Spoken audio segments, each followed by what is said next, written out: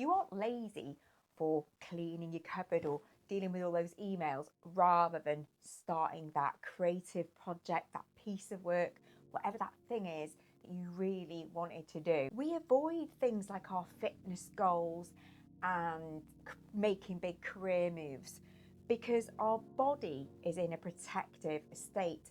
So we naturally procrastinate on those things, brush them under the carpet for a little while, ignore those ideas that we've had or the thing that we really want to do. And today we're going to get into why we're doing this. We're going to get into why those to-do lists are actually interpreted as a threat to the body, and also why this just start advice is the worst we can really pay attention or adhere to, because it just does not stack up against how the body is reacting to these things that we want to do. So when you avoid or do anything rather than the thing that you really want to do, it's so easy to quickly make this about identity. When we start saying things like, oh, I'm just not motivated, I'm lazy, however, you put yourself down or judge yourself in that moment. This isn't about the type of person you are. This is about your body state and how it's letting you know it's in a protective mode. It's protecting your energy, your allostatic load, your body's energy battery. And in a few minutes, we're going to get into what we can do, how we can resource the body so we can charge that battery rather than trying to fight the body's reaction. We're going to work with it and ultimately do these things that we really want to do. These big ideas that we get, fitness goals, career changes, these could be life-changing for us. But as quickly as we identify them, our body can go into protective mode. Immediately, we feel uncomfortable. And this can be so subtle. We can already be avoiding before we recognise that their body has become uncomfortable. We're already reacting, we're already going along with the avoidance. Because the body is doing exactly what it's designed to do. It's designed to protect us, to flag when things are uncomfortable, and do anything it can to keep us comfortable. And this is where we'll come up with that big long list of excuses. Oh, I'll do it tomorrow. I'm too tired right now. It's that protective mode in action, doing its job. But the thing is, we then pay attention to those excuses, those justifications, rather than actually addressing what's going on in the body. And the problem with this is it reinforces a cycle of procrastination. When there's something we thought we wanted to do, we go to avoid it because that feeling is uncomfortable. When we avoid it, the body gets flooded with this sense of relief. And of course, the body remembers that. It associates the avoidance with relief. So it means when we set out to do the same task again another time, again, we remembered that relief and we'll be reaching for whatever it is we turn to give ourselves that relief, that avoidance, that reassurance elsewhere, anything but doing the task itself. Once you see that this is a loop of procrastination, increasing procrastination, once you see this, you realise you can't just push through. It doesn't work like that. It's undoing and getting in to the mechanism of that loop, because there are moments when our body is already overloaded, our allostatic load, or that body's battery, the amount of finite energy it has, is being measured all the time. And if that is at a low and this new task is presented, it can be quickly flagged as dangerous or just too much to take on.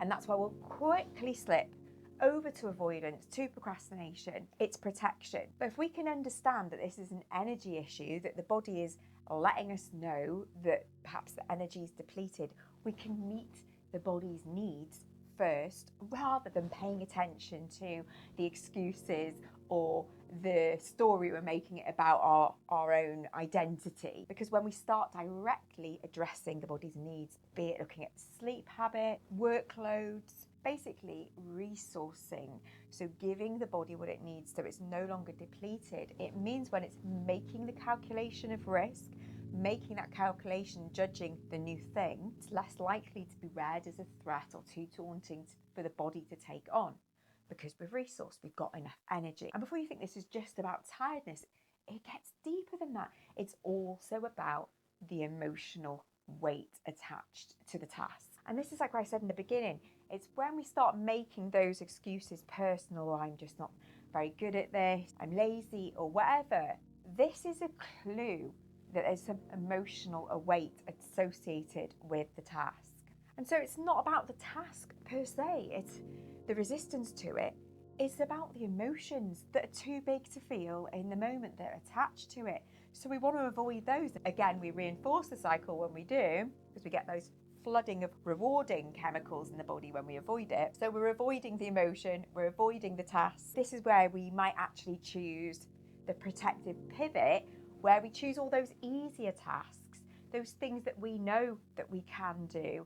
So we've got rewarded for avoiding the uncomfortable feelings associated with the task and sitting down and doing it, as well as reassuring ourselves with doing things that we find easy. So we choose the emails over the big report, we choose the TV over the gym, and that becomes the cycle that reinforces, because we've associated doing those things with that sense of relief, that reassurance.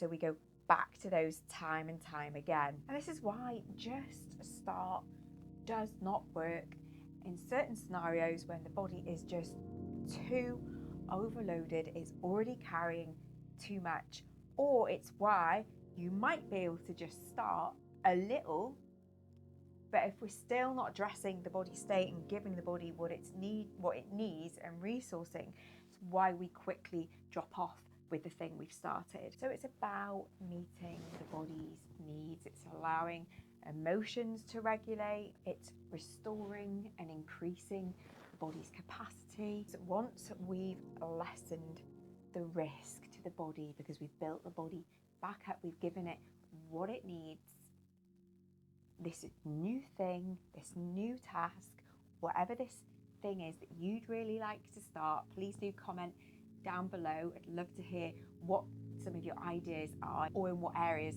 of your life you might have some new things you'd like to start, and see what happens. See if you feel some resistance, see if there's excuses, see if there's things that you start telling yourself that reflect on your identity, and maybe look at what the body is actually asking for. Why in this moment does that particular thing feel like it's too much for your body? Because when we start with the body first, addressing its needs, we can do these things. I'd love to hear what you think of this video. I'd love to hear if you give this a go and if this works for you. That would be great to share your experiences down below. It's been great to have you here. Thank you for joining me here today, and I look forward to seeing you in the next one. Oh, and don't forget to drop a like and maybe subscribe if you want to stick around. Okay, thanks, bye.